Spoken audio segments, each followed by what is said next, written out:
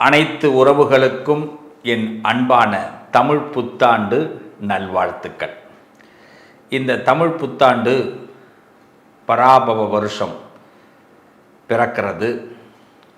ஒவ்வொரு தமிழ் புத்தாண்டுலேயும் ஜாதக ரீதியாக ஜோதிடத்தில் கட்டங்களில் நிறைய மாற்றங்கள் ஏற்படும்.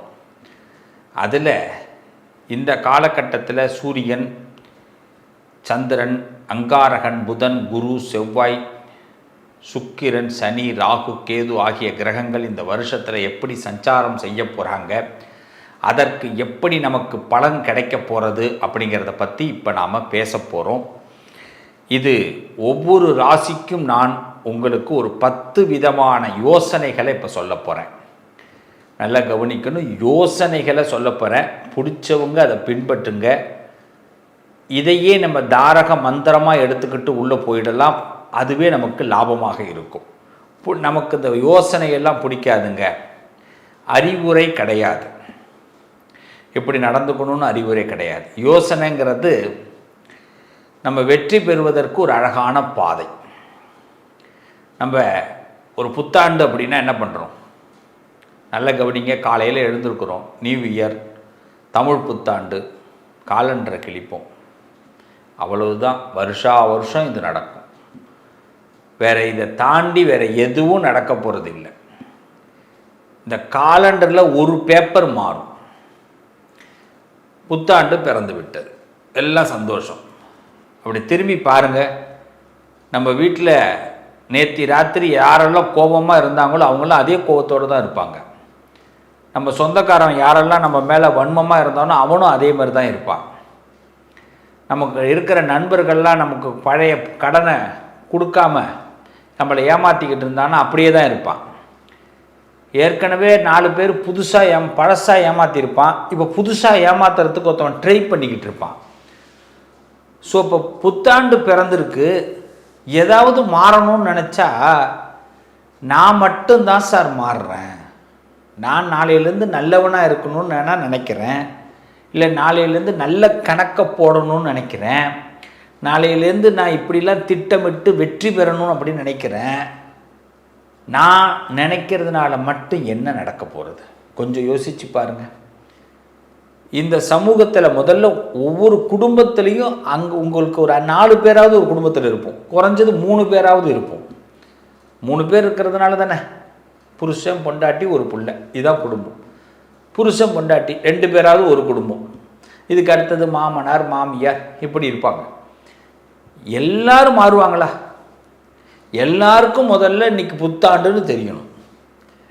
இன்னைக்கு புத்தாண்டு, இன்னையிலிருந்து நான் சில சபதங்களை எடுத்துக்கிறேன்.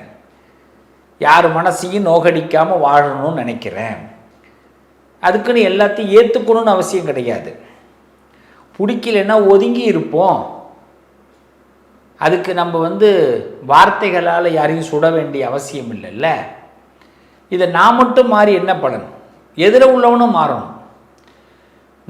நான் எதிர உள்ளவன் செய்கிற தப்பை செஞ்சுக்கிட்டே இருப்பான். ஆனால் நான் மட்டும் அவனை மன்னித்து கொண்டே இருக்க வேண்டும் அப்படின்னா ஒரு நாளும் நமக்கு அந்த புத்தாண்டு புதுசாக தெரிய போகிறது இல்லை. அப்போ புத்தாண்டு அப்படிங்கிறது நம்ம ஒவ்வொருத்தவங்களும் நம்மக்கிட்ட இருக்கிற குறைகளை குறைந்தபட்சம் நீக்குவதற்கு முயற்சி பண்ணணும். குறைந்தபட்சம் நீக்குவதற்கு, சில நிறைகளை நம்ம அதிகபட்சம் எடுத்துக்கொள்வதற்கு முயற்சி பண்ணணும். அதுக்கு முதல்ல என்ன பண்ணணும்? இந்த பராபவ வருஷத்திலிருந்து நாம் செய்ய வேண்டிய முதல் ஒரு சபதம், எல்லாரையும் பாராட்ட ஆரம்பிப்போம். எல்லாரையும் பாராட்ட ஆரம்பிப்போம். அவன் ஏதாவது ஒரு சின்ன நல்லது செய்வான். அப்பா ஒரு நல்லது செய்வார், அம்மா ஒரு நல்லது செய்வாங்க, பையன் ஒரு நல்லது செய்வாங்க. இப்போ தன்னுடைய மாமனார், மருமக, தாத்தா, பாட்டி, எல்லா உறவுகளும், நண்பர்கள், நம்மளுடைய முதலாளி, நம்மளுடைய தொழிலாளி ஏதோ ஒரு நல்லது செய்வாங்க. அதை பார்த்து பாராட்ட ஆரம்பிப்போம். பாராட்டக்கூடிய மனம் என்று வருகிறதோ மகிழ்ச்சி தானாக வந்துடும். மகிழ்ச்சி தானாக வரும்பொழுது இந்த புத்தாண்டு சிறக்க ஆரம்பிச்சிடும். புத்தாண்டுடைய பிறப்பே மகிழ்ச்சியுடைய நிலைத்தன்மையில் தான். இதானே? அப்போ இன்னிலிருந்து நம்ம என்ன பண்ணுறோம்? உலகம் முதல்ல மாறும் அப்படின்னா தான் முழு புத்தாண்டை அனுபவிக்க முடியும். நான் மட்டும் மாறிட்டு புத்தாண்டை முழுசாக அனுபவிக்க முடியாது.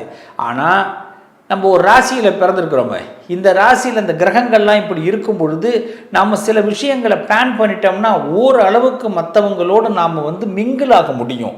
அப்போ மிங்கிள் ஆகிறதுனால இந்த வருஷத்தை கடக்க முடியும், வரக்கூடிய பிரச்சனைகளை தடுக்க முடியும். அப்போ பிரச்சனையை எப்படி கடக்கிறதுங்கிறத விட பிரச்சனைகளை தடுத்து அதை கடப்போம் அப்படிங்கிற உயர்ந்த எண்ணத்தோடு இப்போ நாம் ஒவ்வொரு ராசிக்கும் பலன் பார்க்க. ரொம்ப நாழியாக அமைதியாக இருக்கிறோம் அப்படின்னா நமக்கு ஒன்றும் தெரியாதுன்ற அர்த்தம் இல்லை. அமைதியாக இருக்கிறதுனால இவங்களால் எதுவுமே பண்ண முடியாது அப்படிங்கிற அர்த்தமும் இல்லை. அமைதியாக இருக்கிறதுனால இவங்க வாழ்க்கையில் முன்னேறவே மாட்டாங்கங்கிற அர்த்தம் இல்லை. அமைதியாக இருக்கிறது எல்லாரையும் ரொம்ப கவனிக்கிறோன்னு அர்த்தம். இந்த அமைதி ஒன்று தான் கும்பத்தோடைய பெரிய பலம். யார் என்ன ஆடினாலும் நம்ம அமைதியாக இருக்கிற மாதிரி ஆண்டவன் நம்மளை செட் பண்ணி வச்சுருப்பான். கும்பத்தை எப்படி தெரியுமா ஆண்டவன் செட் பண்ணி வச்சுருக்கிறான்?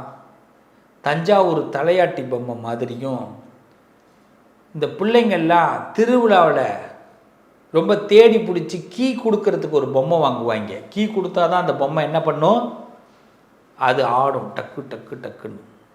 அது மாதிரி தான் கும்பத்தை எல்லாருமே பயன்படுத்துகிறாங்க. அவங்க கீ கொடுத்தா கும்பம் ஆடணும், அவங்க ஆட்டினா அந்த தலை ஆடணும். இப்படி தான் கும்பத்தோடைய நிலை. இது இந்த வருஷத்தில் மாறுமா? இது எங்களுக்கே தான் எங்களை தெரியுமா சார்? எங்களுக்கு பிடிக்குதோ பிடிக்கலையோ நாங்கள் தலையாட்டிக்கிட்டே இருக்கிறோம். எங்களுக்கு பிடிக்குதோ பிடிக்கலையோ அந்த வேலையை பிடிச்ச மாதிரி செஞ்சுக்கிட்டே இருக்கிறோம்.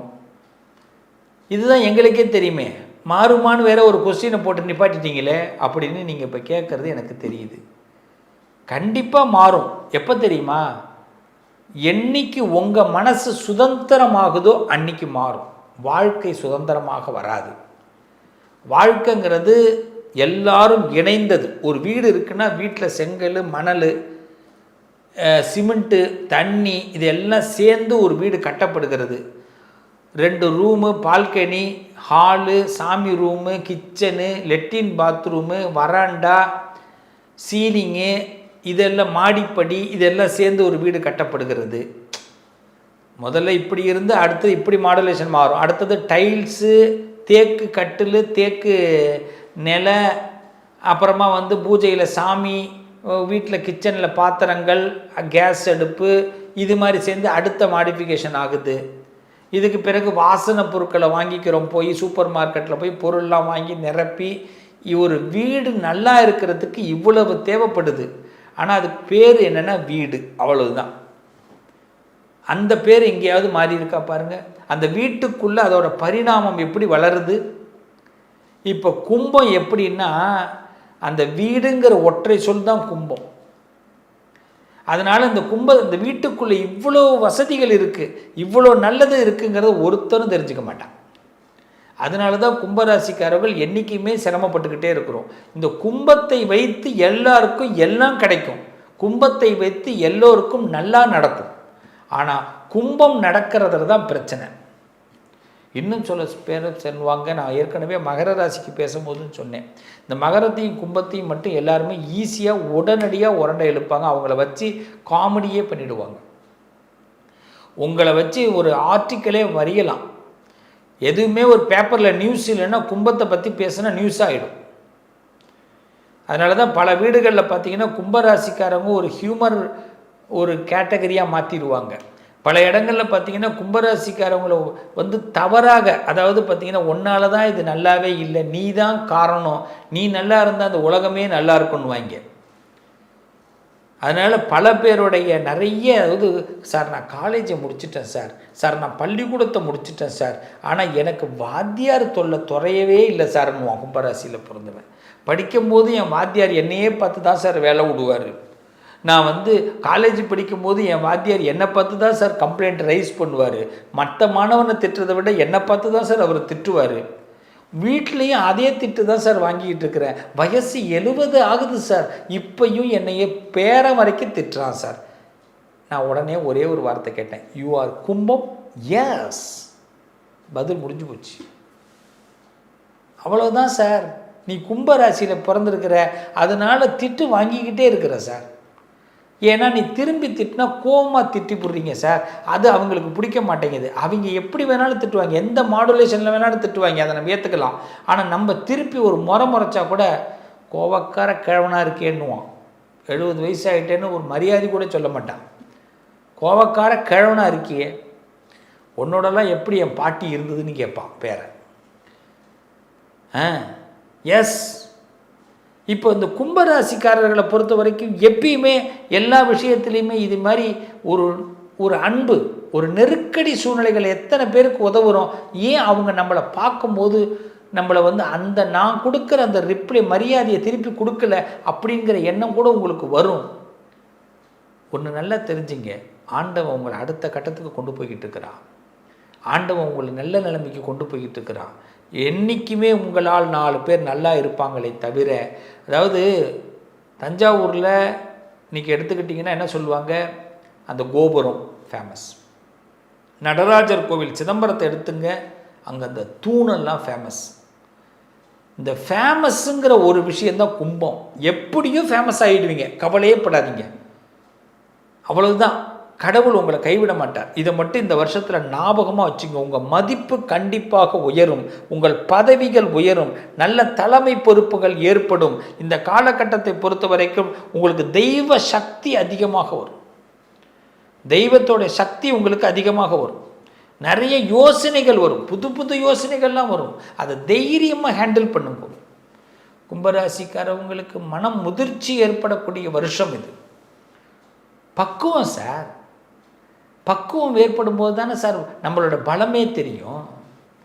அப்படிப்பட்ட பக்குவத்தை இந்த பராபவ வருஷம் கொடுக்குது. பயணங்கள் வாய்ப்பு கொடுக்கும், பெரிய மனுஷங்களுடைய சந்திப்பு ஏற்படும், சிந்தனைகள் மேலோங்கும். அவ்வளவுதான். உங்களை பற்றி கீழே பேசுகிறவன்னா ஒன்றும் சிந்திக்க மாட்டான். உங்களை குறை சொல்கிறதே பார்த்துட்டு இருக்கான். அவன் அதையே பார்த்துக்கிட்டு இருக்கட்டும். நம்ம அதை அவன் சொல்கிறத கேட்டுக்கிட்டு அந்த குறையை நீக்கிட்டு நிறையாக போயிட்டு இருக்கணும். அந்த நிறை அவனுக்கு தெரியவே தெரியாது.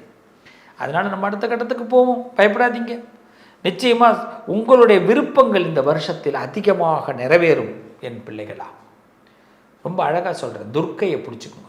துர்கா பரமேஸ்வரி காத்தியாயனாய் வித்மகே கன்னியகுமாரி தீமகி தன்னோ துர்கி பிரஜோதிகா. இந்த மந்திரத்தை தொடர்ந்து சொல்லுங்கள். கும்பராசிக்காரர்களுக்கு மகிழ்ச்சி தேடி வரப்போகிறது, மகிழ்ச்சி கிடைக்க போகிறது. விட்டதை பிடிக்க போகிறீங்க, சிறப்பான சூழ்நிலைகளுக்கு வரப்போகிறீங்க. சத்தியமான உண்மை. ஒரு சகாப்தத்தை படைக்கக்கூடிய ஒரு வருஷமாக, படிக்கக்கூடிய வருஷமாக, பழக்கங்களை நல்ல பழக்கங்களை ஏற்படுத்திக்கக்கூடிய வருஷமாக இந்த வருஷம் உங்களுக்கு அமையப் போகிறது. Best of luck. கும்பத்துக்கு நான் தைரியமாக சொல்லுவேன், பெஸ்ட் ஆஃப் லக். என் பிள்ளைங்க, என் உறவுகள், நீங்கள் இந்த உறவுகள் வீழ்ந்து விட்டால் நாடு விழுந்து விடும், வீடு விழுந்து விடும். தூற்றுவார் தூற்றட்டும், போற்றுவார் போற்றட்டும், போகட்டும் அனைத்தும் கிருஷ்ணனுக்கே. கடவுள் மீது அப்படி ஒரு நம்பிக்கை வைங்க பிள்ளைகளா. காலத்தின் மீது அப்படி ஒரு நம்பிக்கை வைங்க. இன்னைக்கு தூற்றுபவன்லாம் நம்ம நல்லா இருக்கிற இந்த காலகட்டத்தில் அவன் தூற்ற தான் செய்வான்.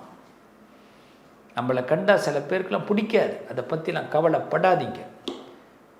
நம்ம மனசு சுத்தமாக இருக்குது. தெய்வீக கலை கொண்டவர்கள் கும்பராசிக்காரர்கள்.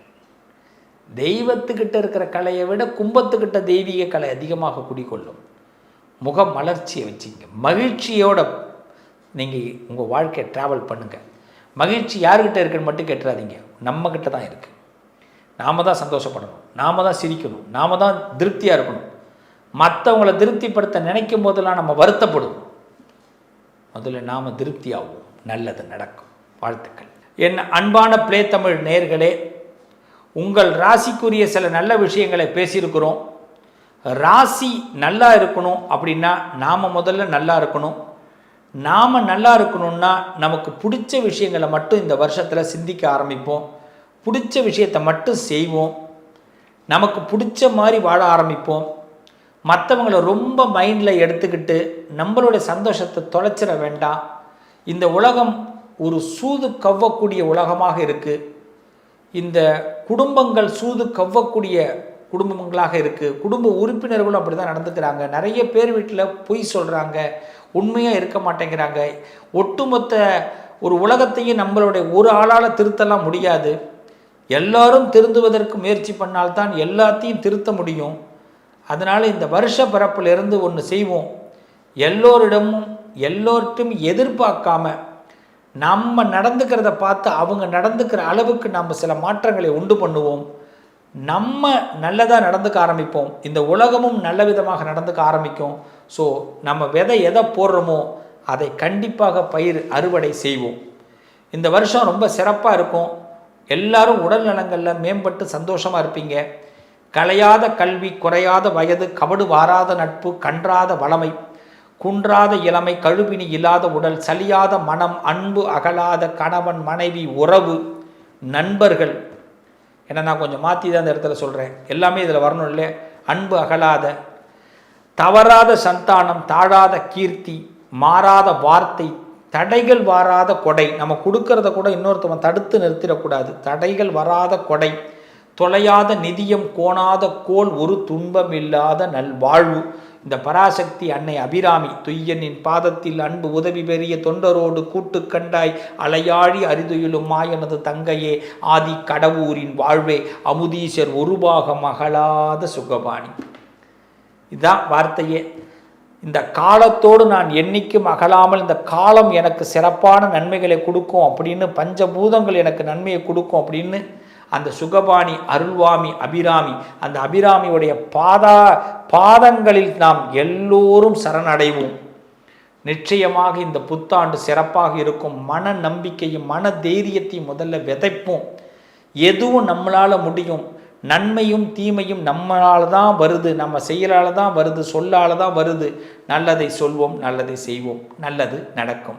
மீண்டும் உங்களை அடுத்த ஒரு பதிவில் பிளே தமிழ் வாயிலாக சந்திக்கிற பிளே தமிழ் நேயர்கள் அனைவருக்கும் மீண்டும் ஒரு தடவை தமிழ் புத்தாண்டு நல்வாழ்த்துக்கள். சுத்துற உலகம் நம்ம பக்கம் இப்போ சுத்த போகுது. நம்மளுடைய சுத்தல் இன்னும் கொஞ்சம் அதிகமாக இருக்க போகுது. வாழ்த்துக்கள், நல்லதே நடக்கும்.